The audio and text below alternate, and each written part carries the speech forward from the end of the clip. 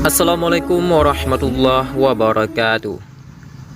Inilah ancaman Allah Subhanahu wa Ta'ala bagi pemimpin yang zalim. Jadi pemimpin tentu banyak ujiannya. Tidak mudah bagi seseorang untuk bisa memimpin tanpa dibekali moral, akhlak, dan kemampuan yang mumpuni. Pemimpin harus bisa bersikap adil, jujur, dan tidak semena-mena. Pemimpin tidak boleh mencelakai rakyat dan bangsanya. Pemimpin tidak boleh zalim. Sesungguhnya dosa itu atas orang-orang yang berbuat zalim kepada manusia dan melampaui batas di muka bumi tanpa hak. Mereka itu mendapat azab yang pedih. Quran Surat Asy-Syura ayat 42. Barang siapa yang menipu kami, bukanlah dia dari golongan kami. Hadis riwayat Muslim. Rasulullah SAW mengatakan, setiap orang adalah pemimpin dan mereka akan bertanggung jawab atas kepemimpinannya itu.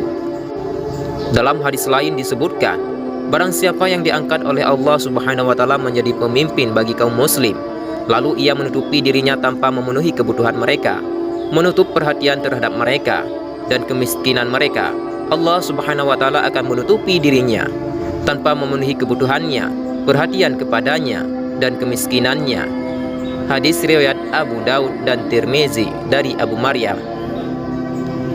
Seorang pemimpin adalah abdi atau pelayan bagi anggota kelompoknya atau rakyatnya, baik pemimpin perusahaan, masyarakat, keluarga, maupun negara.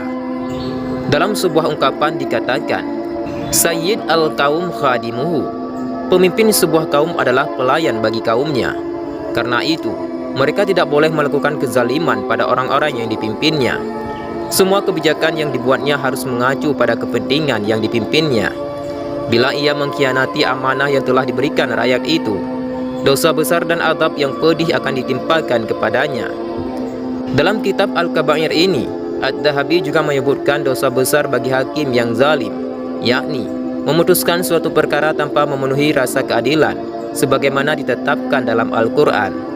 Allah Subhanahu wa Ta'ala tidak akan menerima salat seorang pemimpin yang tidak berhukum dengan apa yang telah diturunkan Allah Subhanahu wa Ta'ala. Hakim itu terdiri atas 3 macam. Satu orang di surga dan 2 lainnya di neraka. Seorang hakim yang tahu kebenaran dan ia memutuskannya dengan kebenaran itu, ia berada di surga. Sedangkan hakim lain yang mengetahui kebenaran namun ia menyimpang dengan sengaja, ia berada di neraka. Dan seorang hakim yang memutuskan perkara tanpa didasari dengan ilmu, ia berada di neraka. Hadis riwayat Abu Daud, Tirmizi, dan Ibnu Majah.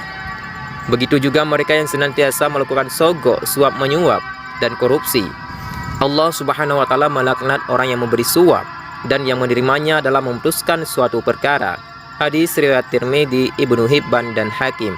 Wallahu a'lam bishawab. Assalamualaikum warahmatullahi wabarakatuh.